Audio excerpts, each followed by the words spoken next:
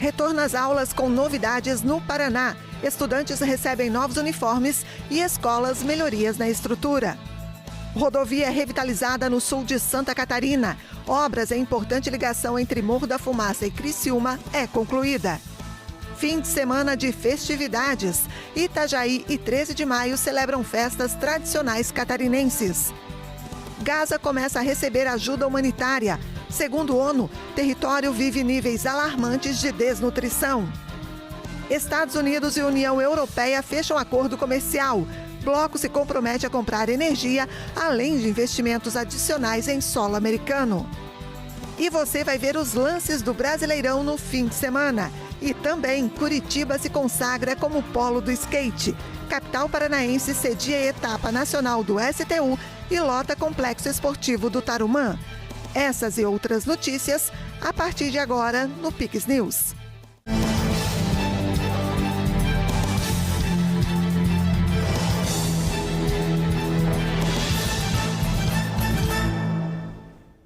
Olá, sejam todos bem-vindos ao Pix News desta segunda-feira, 28 de julho. Nós estamos ao vivo agora no horário de Brasília, 8h03. Mais de 1 milhão de estudantes da Rede Estadual de Ensino do Paraná retornaram às aulas nesta segunda-feira. Este segundo semestre letivo conta com novidades no ensino integral, reforço na infraestrutura escolar e novos professores. Alunos do Colégio Estadual Professor Algacir Munhoz Maeder, no bairro Alto, em Curitiba, uma das 408 escolas de ensino em tempo integral do estado, começaram o semestre recebendo os novos uniformes escolares. A entrega dos kits, compostos por 10 peças, com camisetas, calças, bermuda, moletom e jaqueta, começou em julho e é uma das novidades deste semestre para os cerca de 80 mil alunos matriculados no modelo de tempo integral. Temos 3 modalidades de ensino no estado do Paraná que recebe uniforme. O modelo cívico-militar recebe uniforme, o modelo parceiro da escola também recebe uniforme e a novidade desse ano de 25 são as escolas em tempo integral. Então são 412 escolas que estão os estudantes recebendo os uniformes e dessa forma há mais um incentivo para que os pais matriculem seus filhos no tempo integral, que é um modelo de educação completa que vai desde as disciplinas tradicionais, mas tem robótica, tem empreendedorismo, tem programação, educação financeira, um modelo de desenvolvimento mais completo de educação para os nossos estudantes. Eu achei muito melhor, né? Porque daí a gente consegue, todo mundo vir de uniforme, a gente não fica com tanto frio e também tem muita coisa do uniforme, né? Tem 2 camisas, que nem eu falei, né? Um moletom e tal. Eu achei muito bom. Eu tô esperando mais novidades, né, do colégio, algumas coisas que a gente pode fazer, algumas aulas diferentes, algumas coisas assim. Sim, foi muito legal e é maravilhoso, né, ter uniforme novo, tudo novinho, né? Por causa que, daí quando as crianças saírem, alguém não, se ela se machucar alguma coisa na rua, e daí alguém pode ajudar ela. Pode até trazer aqui para chamar os pais. A infraestrutura escolar também recebeu melhorias. Foram entregues 11 mil novos aparelhos de ar-condicionado no fim do primeiro semestre. A previsão é alcançar 20 mil equipamentos instalados até o fim de 2025. Nesse ano nós temos 3 frentes de ataque em relação à melhoria das escolas. Substituição de salas de madeira, começamos a última fase de substituição de salas de madeiras e também a instalação de ar-condicionados e reforma das escolas. Tudo isso para levar mais conforto e estrutura. São 300 milhões de reais em investimento de reformas, já chegamos a mais de 11 mil salas de aula instaladas com ar-condicionado e também no quesito pedagógico. Nós trouxemos a recomposição da aprendizagem. São 2 aulas de matemática e 2 de língua portuguesa por semana para recompor a defasagem dos estudantes em anos anteriores. Dessa forma, para a gente preparar melhor os nossos estudantes. Outra novidade na educação do estado foi a implantação do programa Parceiro da Escola. A iniciativa moderniza a gestão escolar ao transferir a parte administrativa e de infraestrutura para empresas especializadas, liberando os diretores para se dedicarem ao pedagógico.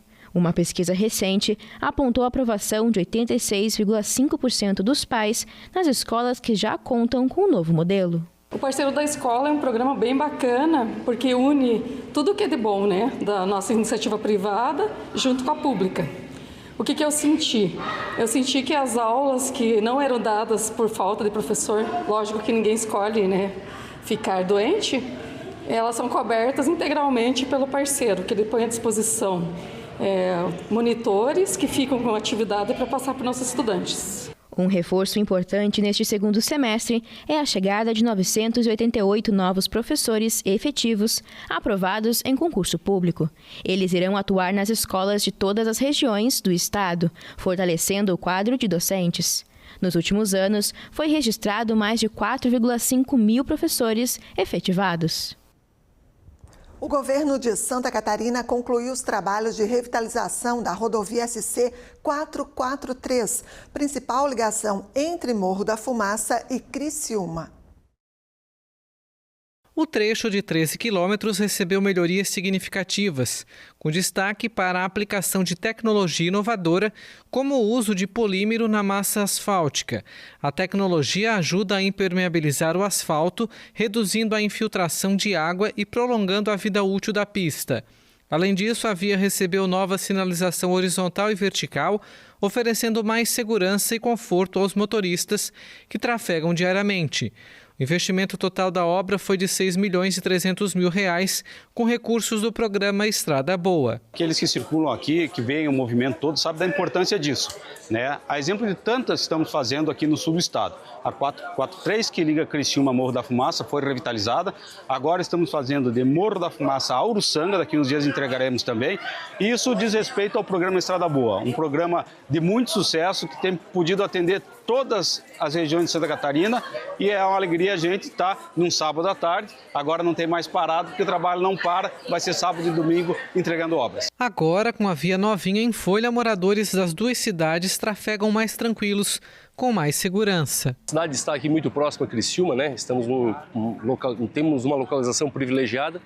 E essa obra agora entregue pelo governador, essa revitalização da SC443, da SC445, é de suma importância porque acaba nos dando mais oportunidades, facilita o escoamento da produção dos nossos empresários, facilita o escoamento da nossa produção agrícola, né? E é claro que nos dá uma expectativa muito bacana com relação ao futuro também, onde a gente tem uma estrutura bacana de rodovias, onde a gente tem a presença do governo do estado, a gente também tem expectativa com relação ao futuro e com relação a expectativa com relação a novos investimentos também aqui no município. Lançado em agosto de 2023, o programa Estrada Boa é o maior plano de reestruturação viária da história de Santa Catarina, com 3.500.000 destinados à recuperação e melhoria da malha rodoviária estadual. O objetivo é garantir desenvolvimento econômico, mobilidade eficiente e mais qualidade de vida para a população catarinense. Investimos no sul de Santa Catarina 800 milhões. Isso é dinheiro para mais de metro. Então, o sul de Santa Catarina nunca foi tão bem atendido, porque nós estamos num timaço trabalhando todo mundo junto. Eu não tenho dúvida de que Santa Catarina vive um bom momento. Nas últimas duas visitas do Santa Catarina levado a sério, a gente destinou, o PP estava junto, 350 milhões para a ANREC e para a MESC. Isso nunca tinha acontecido. Nunca tinha acontecido. Tinha acontecido muito papel, muita conversa, Então, a gente está muito feliz por estar conseguindo visitar, inaugurar a escola, a obra. Estou aqui com a professora Sereta, com o secretário Ricardo, com a Dani, e com os nossos representantes, para apurar que a gente está com dificuldade de tempo para inaugurar a obra. Nós estamos com 47 obras para entregar e a gente tem que apurar para entregar, e eu quero entregar o mais rápido possível para as pessoas usar.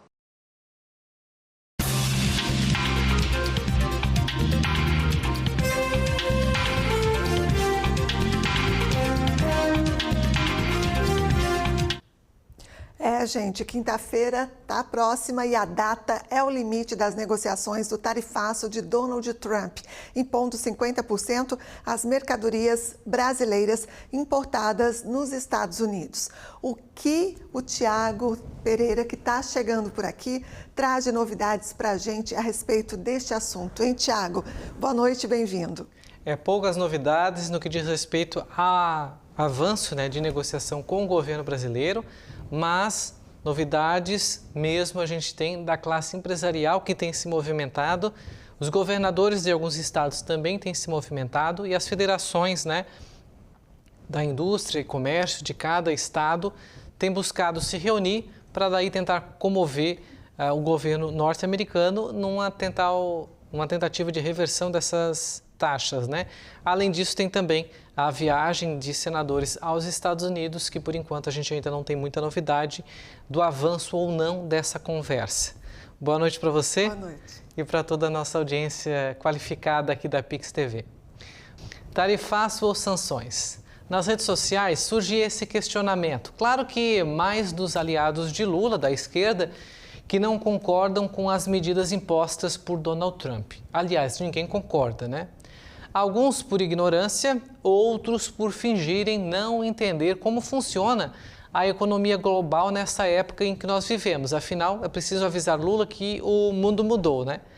O presidente, até semana passada, não poupou ofensas ao presidente Trump e aos Estados Unidos. E agora a verdade vem à tona e o que o governo federal não quis e não tentou, na verdade, negociar com os Estados Unidos. Sem coragem de encarar Trump, sem sequer sugerir um embarque com a dona Janja aos Estados Unidos para ter aquele tete-a-tete com o presidente da maior economia do mundo e também da maior democracia, Lula designou o vice-presidente Geraldo Alckmin, que é o ministro de Desenvolvimento, que tem função para isso. Ele falou com o secretário de Comércio lá dos Estados Unidos, mas ao fim dessa conversa, o secretário disse, olha, quem define é Trump. Ele quer as atenções para ele é o presidente. E a gente sabe que Trump é previsível. Logo, o Brasil não teve uma negociação efetiva de alto nível entre os dois países. Os Estados Unidos e o Brasil, que o Brasil, inclusive, é a maior economia da América Latina. Nessa situação, a gente ficou bem aquém ao que realmente nós somos, um país soberano.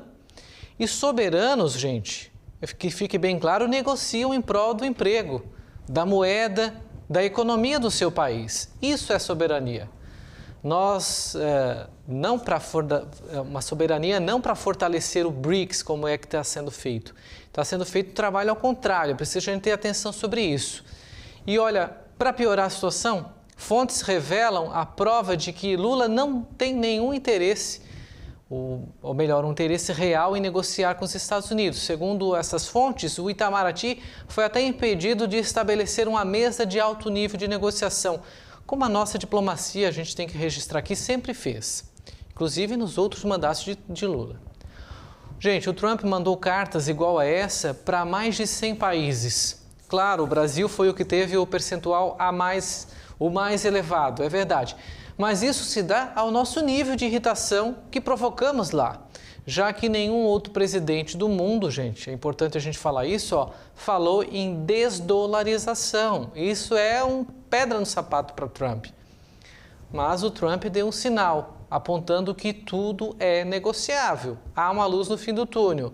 Se não tivesse negociação, ele não teria colocado um prazo aí de 21 dias, que finda agora na próxima quinta-feira, dia 31. Com essas cartas na mesa, a reversão é remota. Há poucas chances, gente. Ontem o Trump deu inclusive um recado às empresas brasileiras que podem sofrer impactos, dizendo que elas são bem-vindas por lá. Uma economia previsível, sem corrupção, sem governo querendo sugar cada vez mais, com um novo IOF surpreso, por exemplo. O que ele está fazendo, é importante que a gente frise, é fortalecer a economia deles. Eu não estou dizendo que isso está certo, mas faz sentido. Agora, nossas empresas que exportam não vão encontrar mercado num estalar de dedos. Vai faltar mercado para o suco de laranja, para o café, para a manga, para os calçados do Rio Grande do Sul, para os móveis e para a madeira de Santa Catarina, para a carne da região sul do país. E para fechar, hoje o Celso Amorim soltou mais uma pérola, a lá Tupiniquim. Para ele, o tarifaço reforça a relação do Brasil com o BRICS. Horas, se isso não é um sinal de que o governo não quer negociar, eu não sei mais o que é. E enquanto isso, o acordo com a União Europeia, vocês vão ver no segundo bloco a matéria completa, turbina os investimentos da União Europeia nos Estados Unidos. É o Trump fazendo com que os Estados Unidos da América volte ao protagonismo e o Brasil, infelizmente, perdendo a oportunidade, como a União Europeia fez, de estar junto nesse grupo. Aí sim um grupo.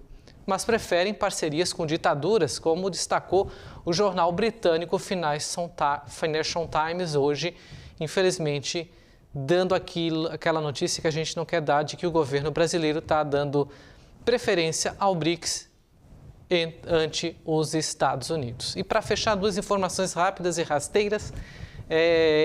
O presidente argentino, Javier Milei, deu um sinal importante de uma negociação na mesa lá da Casa Rosada com representantes do governo americano para que os argentinos não precisem mais ter visto, que a Argentina volte a ser isenta da necessidade de visto para a entrada de argentinos em solo americano. E agora à tarde, finalzinho dessa tarde, a Fiesc aqui de Santa Catarina finalizou uma reunião com empresários dos principais setores que serão impactados com o tarifaço a partir de 1º de agosto. Entre elas, é importante a gente registrar que 42% da nossa madeira catarinense que é exportada para os Estados Unidos. Há fábricas até já, infelizmente, avisando os funcionários para aquela greve, para aquela férias coletiva, que aí a gente sabe que no retorno, no fim dessas férias, infelizmente a notícia mais triste é a demissão. A gente espera que tudo se revirta, apesar dos pesares. Uma ótima semana a todos e uma boa noite. Boa noite para você também, Tiago. Obrigada e vamos aguardar. A semana promete. Vamos ser otimistas, né? Vamos ser otimistas sempre. Um abraço, até a próxima.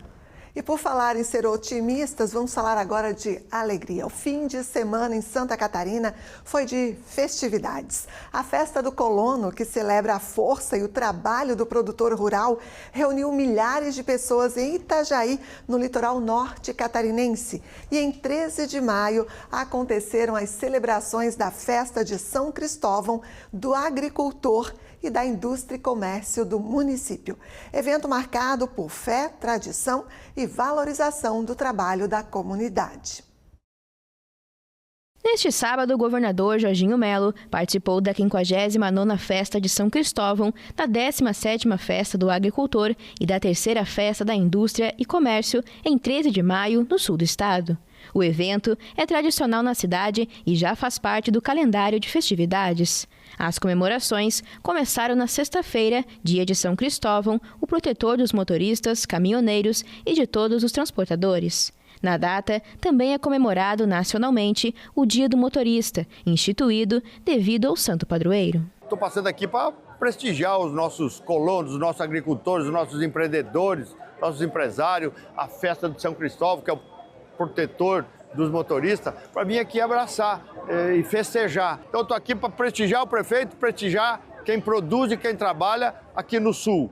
Governador nenhum investiu tanto no sul de Santa Catarina como nós investimos. Então é por isso que nós estamos aqui muito felizes para aplaudir todos os nossos agricultores aí. A festa celebra a fé, a cultura e o trabalho dos moradores que impulsionam o desenvolvimento de 13 de maio.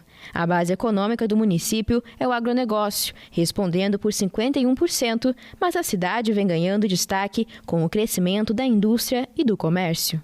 O setor têxtil é muito forte. 13 de maio hoje é muito forte, então a gente precisa ajudar esses empresários e os colaboradores também, né, que trabalham nessas indústrias, né? E o comércio nosso, a gente motivou o povo a comprar no nosso comércio, porque cidade pequena é difícil o comércio.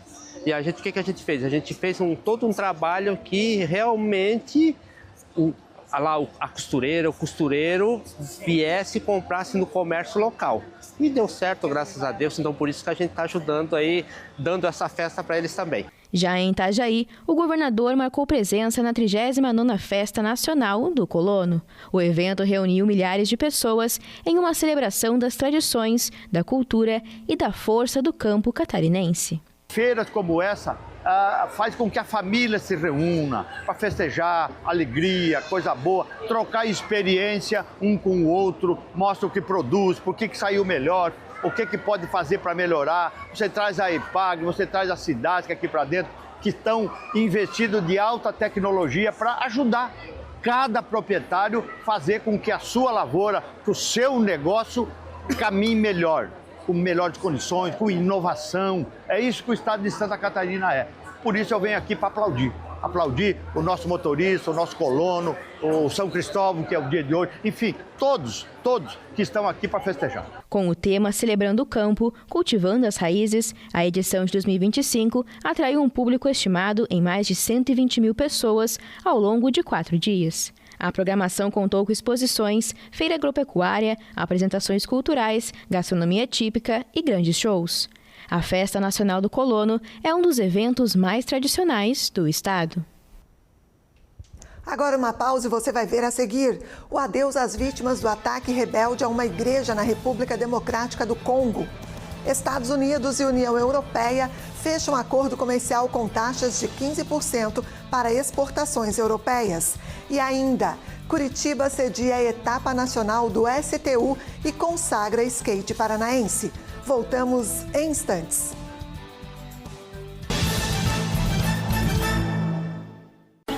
Aqui no interior a estrada tem que ser boa.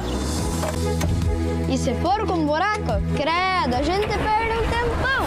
Por isso a gente tá feliz com o novo programa do Estado em parceria com as prefeituras, o Estrada Boa Rural. O programa vai arrumar dezenas de estradas rurais em toda Santa Catarina. Agora meu pai vai levar a produção bem rápida na cidade. Vai sobrar mais tempo para eu tomar chimarrão e comer a minha cuca. Estrada Boa Rural. Governo de Santa Catarina. Quer uma dose de realidade?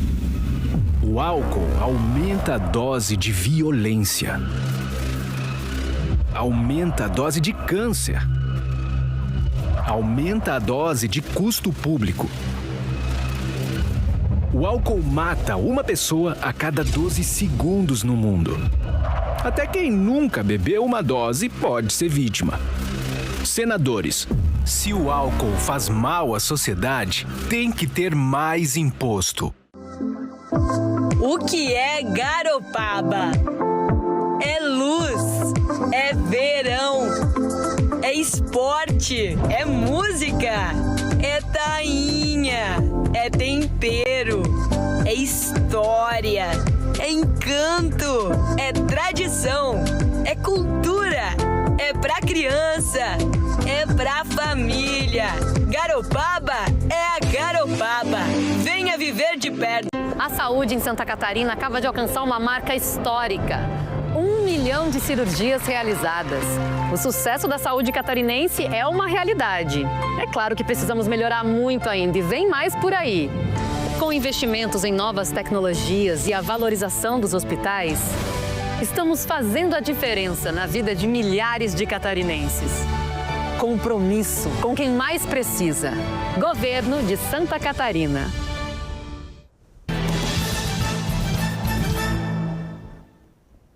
Estamos de volta, agora 8h23, vamos com alguns destaques internacionais.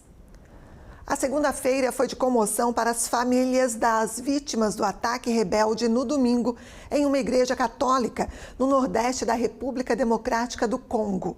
De acordo com a Missão de Paz da ONU, 43 pessoas morreram, incluindo 9 crianças. Segundo um porta-voz militar, os agressores faziam parte das Forças Democráticas Aliadas, grupo predominantemente muçulmano que jurou lealdade ao Estado Islâmico em 2019. Membros do grupo atacaram a igreja no município de Komanda, onde fiéis se reuniam para rezar. O exército congolês criticou o que chamou de massacre em larga escala e explicou que os civis foram surpreendidos e mortos com facões, e outros ficaram gravemente feridos. Antes da ação, a região da fronteira com Uganda passava por um período de relativa calma há meses. E pelo menos 3 pessoas morreram e várias ficaram feridas após um trem descarrilar em uma área arborizada do sudoeste da Alemanha. O acidente ocorreu na tarde de domingo. As causas estão sendo investigadas. Cerca de 100 passageiros estavam a bordo quando o acidente aconteceu, perto de Hidlingen, a 100 quilômetros de Stuttgart. De acordo com a companhia ferroviária Deutsche Bahn, 2 vagões do trem descarrilharam por uma razão ainda desconhecida, acrescentando que as autoridades investigam as circunstâncias. Meios de comunicação alemães mencionaram como possível causa um deslizamento de terra devido às fortes chuvas que afetaram a região. Equipes de resgate foram mobilizadas até o local para retirar os corpos das vítimas e socorrer feridos, transportados em helicópteros para hospitais da região. Nas redes sociais, o chanceler alemão Friedrich Merz expressou condolências às famílias das vítimas. O sistema ferroviário alemão é frequentemente criticado por passageiros devido à infraestrutura arcaica, o que provoca atrasos frequentes e diversos problemas técnicos. O governo já prometeu investir centenas de bilhões de euros nos próximos anos, principalmente para modernizar a malha ferroviária. Os passageiros e tripulantes de um voo doméstico da American Airlines tiveram que deixar o avião por conta de um incêndio nos freios da aeronave. A companhia aérea confirmou que o Boeing 737 MAX 8 estava prestes a sair de Denver com destino a Miami, mas sofreu um problema mecânico durante a decolagem. A empresa explicou que o incêndio foi causado pelo estouro dos pneus e a desaceleração do avião durante a frenagem. Os bombeiros da cidade conseguiram conter as chamas. Um passageiro que sofreu ferimentos leves foi levado ao hospital para ser examinado. O órgão regulador da aviação americana investiga o caso. Israel anunciou nesta segunda-feira que os primeiros carregamentos de ajuda humanitária desde a abertura das passagens de fronteira no domingo foram distribuídos na faixa de Gaza pela ONU e por diversas organizações humanitárias. As Nações Unidas confirmaram que o carregamento de mais de 100 caminhões foi distribuído. Pela primeira vez em meses, caminhões carregados com ajuda internacional cruzaram no domingo a fronteira de Rafah, que permite a entrada no território palestino a partir do Egito. As entregas de ajuda humanitária também foram retomadas no território palestino, sitiado por Israel desde o início da guerra contra o Hamas, há quase 22 meses. O bloqueio israelense imposto à faixa de Gaza em março levou a uma grande escassez de alimentos, medicamentos e outros bens essenciais, além de um risco de fome generalizada, segundo a ONU e diversas ONGs. A Organização Mundial da Saúde declarou no domingo que a desnutrição está atingindo níveis alarmantes no território. Das 63 mortes relacionadas à desnutrição em junho, 24 eram de crianças menores de 5 anos. Sob uma forte pressão internacional, Israel anunciou no fim de semana uma pausa nos combates todos os dias, entre 10 da manhã e 8 da noite em diversas áreas, para permitir a entrega da ajuda. Várias ONGs saudaram a retomada das entregas, mas observam que elas continuam ineficientes para atender às enormes necessidades em Gaza.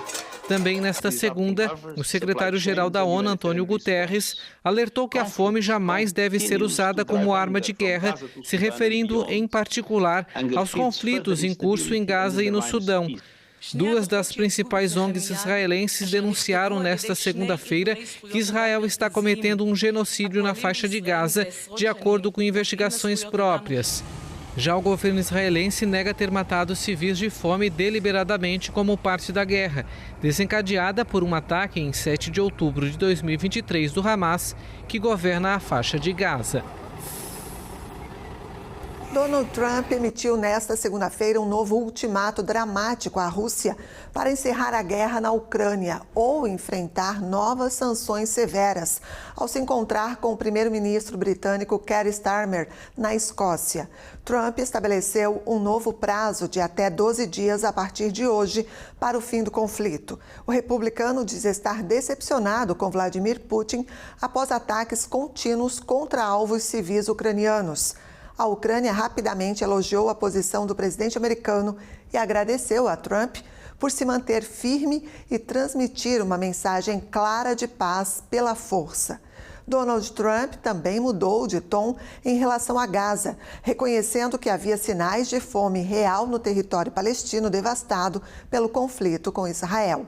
O republicano também anunciou que os Estados Unidos vão criar centros de alimentação sem necessidade de agendamento prévio em Gaza. A dupla também discutiu a implementação de um acordo comercial entre Reino Unido e Estados Unidos, assinado em 8 de maio, que reduziu tarifas para certas exportações britânicas, mas que ainda não entrou em vigor. E os Estados Unidos e a União Europeia chegaram a um acordo comercial que estabelece tarifas de 15% para as exportações da Europa. O anúncio foi feito neste domingo pelo presidente americano Donald Trump e pela presidente da Comissão Europeia, Ursula von der Leyen, após uma reunião na Escócia. O republicano afirmou que o bloco se comprometeu a comprar energia no valor de 750 bilhões de dólares, mais de 4 trilhões de reais, e a destinar outros 600 bilhões de dólares, mais de 5 trilhões e meio de reais, em investimentos nos Estados Unidos. Acho que ambos queríamos chegar a um acordo. Você disse algo muito importante, que vai nos unir mais. E eu acredito que esse acordo vai nos unir muito mais. Von der Leyen destacou que se trata de um bom acordo que dará estabilidade e previsibilidade para ambos os lados. As negociações foram difíceis, eu sabia desde o início, e de fato foram muito difíceis. Mas chegamos a uma boa conclusão para ambas as partes. Então, novamente, parabéns e muito obrigada. Desde que voltou à Casa Branca, Donald Trump adotou uma nova política comercial baseada em tarifas elevadas sobre importações, que no caso da União Europeia poderiam chegar a 30%. Diante desse cenário, o bloco europeu buscou intensamente uma solução negociada para evitar uma guerra comercial de consequências imprevisíveis. Paralelamente, já havia avançado na definição de um amplo pacote de represálias, caso as negociações fracassassem. A China vai oferecer subsídios familiares na tentativa de aumentar a taxa de natalidade no país. A informação foi divulgada nesta segunda pela imprensa estatal de Pequim. O governo chinês vai oferecer subsídios aos pais no valor de $500, ou cerca de R$ 2.700 por criança menor de 3 anos por ano. A China, a segunda nação mais populosa do mundo, enfrenta uma crise demográfica iminente. A população do país diminuiu por 3 anos consecutivos, com modelos demográficos das Nações Unidas, prevendo que ela poderia cair de 1 bilhão e 400 milhões hoje para 800 milhões até 2100. A emissora estatal CCTV afirmou que a decisão do Partido Comunista e do Conselho de Estado aponta que os subsídios nacionais vão ser aplicados de forma retroativa a partir de 1º de janeiro.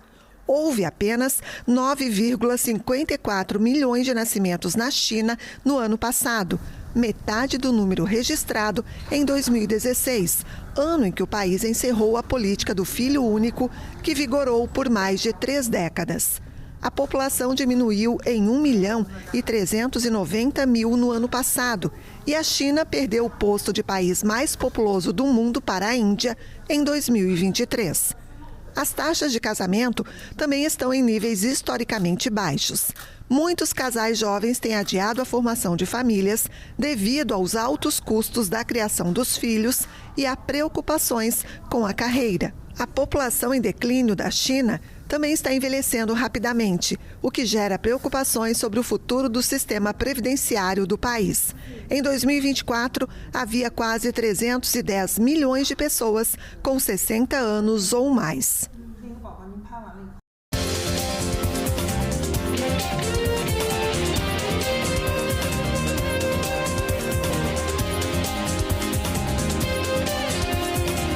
Muito bem, hora de esporte aqui no Piques News. E hoje quem traz os destaques esportivos pra gente é o Dudu. Boa noite, Dudu, bem-vindo. Boa noite, Andréia, brigadão. Boa noite para você que acompanha Piques News. Hoje começamos falando de skate. Isso porque teve mais uma etapa do STU de skate, uma das maiores competições nacionais da modalidade. O evento que aconteceu em Curitiba deu sorte para o Augusto Áquio, o Japinha, que é prata da casa. Vamos acompanhar os detalhes na matéria.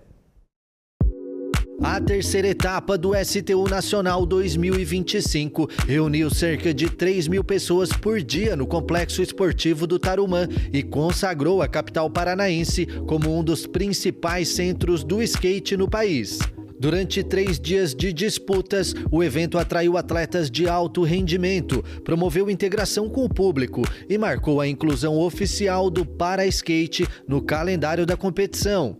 Na final masculina da modalidade parque, o curitibano Augusto Áquio, conhecido como Japinha, garantiu o primeiro lugar com uma nota superior a 93 pontos. Com arquibancadas lotadas, estrutura profissional e entrada gratuita, o evento atraiu moradores de Curitiba e da região metropolitana. Além da competição esportiva, o ambiente ofereceu áreas de convivência, programação cultural e acessibilidade, favorecendo o acesso de diferentes públicos ao esporte. E agora a gente confere os resultados da etapa de Curitiba do STU 2025. No parque masculino, o pódio foi dominado por atletas que mostraram um alto nível técnico. O curitibano Augusto Áquio ficou com o primeiro lugar, com 93,03 pontos. Em segundo lugar veio Rafael Tomé, com 91,83. E em terceiro, Gui Curi, com 90,19. Na modalidade parque feminino, a vencedora foi a paulistana Helena Laurino. E no parque para skate, o grande vencedor foi o skatista Vini Sardi. No street masculino, quem levou a melhor foi o paulistano Gabriel Aguilar. No street feminino, o destaque foi a jovem Duda Ribeiro, do Rio de Janeiro. E no street para skate, o primeiro lugar ficou com Felipe Nunes, atleta de Curitiba, que se tornou referência internacional no esporte adaptado. Essa foi a terceira etapa, né? A primeira foi em abril, em Criciúma, no sul de Santa Catarina. A segunda etapa também foi no estado, no mês de maio, em Floripa. E além dessa etapa de Curitiba, há previsão de mais uma etapa no finzinho de agosto, ainda sem local definido, mas tudo indica que será no Rio de Janeiro ou em São Paulo, como foi no ano passado. E aí a gente vai conhecer quem será o grande campeão do STU nacional. Certo? Agora do skate, vamos para o futebol, para o Brasileirão, o Campeonato Brasileiro, que chegou à sua 17ª rodada, com início dos jogos no sábado. Os primeiros jogos foram no sábado e a gente vai conferir aqui na tela.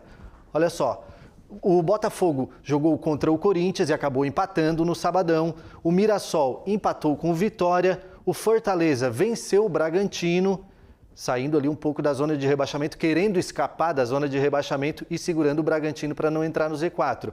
O Sport e o Santos empataram, jogo de Z4, hein? E o Palmeiras venceu o Grêmio. Esses foram os jogos do sábado. E no domingo, nós temos alguns gols separados para mostrar para você agora na tela, começando com o jogo do Flamengo.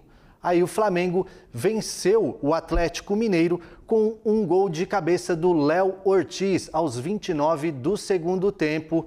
É a terceira vitória seguida do Flamengo e a terceira derrota seguida do Atlético Mineiro. E teve mais jogo também, teve Cruzeiro lá no Mineirão. E olha só, começou com uma lambança do goleiro Bruno Ferreira, que agora vai mudar o nome para Bruno Ferrei, Ferrei minha defesa. E quem não perdoou foi o Caio Jorge, artilheiro disparado com 13 gols. Ele mesmo, artilheiro do Brasileirão, fez o primeiro do Cruzeiro. Mas aí o Ceará virou e começou com o Galeano aos 38 do primeiro tempo, fazendo de cabeça. E aí, olha só, comemoração no segundo tempo aos 14 minutos. Ele de novo, Galeano, de cabeça, fechando a conta para o Ceará. E agora o Cruzeiro, com essa derrota, perdeu a liderança do campeonato. Agora vamos para o Morumbis ver os gols de São Paulo e Fluminense. Primeiro gol do Arboleda aos 23 do primeiro tempo, o segundo gol também de cabeça do Ferreirinha. Aí, ó, o Ferreirinha, será que estava impedido? Vamos olhar agora as imagens. Olha, parece que estava impedido, hein? Mas mesmo assim, vamos ver o que o juizão, olhando o VAR ali, qual foi a decisão? Mesmo com aquele possível impedimento, o juizão deu o gol, então foi 2-0 para o São Paulo. E aí o Fluminense ficou com raiva, né? E foi correr atrás do empate. Chegou a fazer um gol aos 31 minutos do segundo tempo com Samuel Xavier, deixando o placar aí em São Paulo 2, Fluminense 1, mas no finalzinho do jogo, aos 45, o Tapia, Gonzalo Tapia, nesse contra-ataque aí do São Paulo, fechou a conta. São Paulo 3, Fluminense 1, São Paulo 4 jogos sem perder e o Fluminense 4 jogos sem vencer. E agora a gente já está vendo aí o lance que deu origem ao primeiro gol do Vasco, lá no Beira-Rio, em Porto Alegre. o Vasco saiu na frente. E aí o Inter foi atrás do empate. E o goleirão nessa defesa aí, o Léo Jardim, olha só, ficou reclamando que estava com dor e o juizão acabou expulsando ele, achando que estava fazendo cera, né? O Vasco estava vencendo 1-0, perdeu o goleirão e aí o Carboneiro, o jogador do Inter, fez o gol de empate aí. Será que valeu a pena fazer essa cera? Acho difícil, hein? Meu Deus, hein? E o Vasco, com esse empate ainda, conseguiu um pontinho que fez bem para o Vasco, né? Um ponto fora de casa sempre é bom. E fechando a rodada, essa 17ª rodada ainda teve um jogo do Bahia com o Juventude. O Bahia venceu por 3-0. E a gente vai dar uma olhadinha na classificação. Após essa rodada, como ficou a classificação do Brasileirão? Aí o Flamengo assumiu a ponta com a vitória. Isso porque o Cruzeiro perdeu. Então, ficou com 36 pontos. O Cruzeiro ficou ali com 34. O Palmeiras, com a vitória sobre o Grêmio, continuou, né, na terceira colocação com 32 pontos. E o Bahia, com essa vitória sobre o Juventude, chegou aos 28, ultrapassando o Bragantino, que acabou perdendo na rodada, né? Vamos para a segunda tela, ver quem é que está lá na zona do perigo. Lá na zona do perigo, olha só, a gente tem Santos com 15 pontos, que mesmo empatando com o Sport não conseguiu sair porque o Vasco também empatou e ficou aqui com 15. E o Vitória, com um empate, subiu um pontinho. Então todo esse pessoal aqui, ó, Grêmio, Vitória e Vasco, já na próxima rodada pode descer. E o Santos e o Fortaleza é quem pode vencer e subir. Juventude e o Sport, que não venceu nenhuma, estão bem lá para trás e tá complicado, né? No meio da semana, a nossa agenda traz a Copa do Brasil e só no próximo final de semana tem rodada do Brasileirão. Andréia, muito obrigado. Devolvo a bola para ti agora. A gente agradece. E a torcida do Flamengo, então, tá feliz da vida, né, Dudu? Pois então. Mesmo que temporariamente, porque futebol é uma caixinha de surpresas, mas tá aí, Flamengo é o líder do campeonato. Sim. 3, 4 vitórias seguidas. Essa foi a terceira vitória seguida do Flamengo. Muito obrigada e até a próxima, então. Obrigadão. E assim a gente encerra o Pix News desta segunda-feira. As nossas reportagens e a íntegra da edição você pode rever no Pix News HD. Curta e compartilhe os nossos conteúdos. Mais notícias no pixtv.com.br. Fique agora com o CinePix e a gente se encontra amanhã. Até lá. Pix TV, conectando você ao melhor conteúdo todo dia.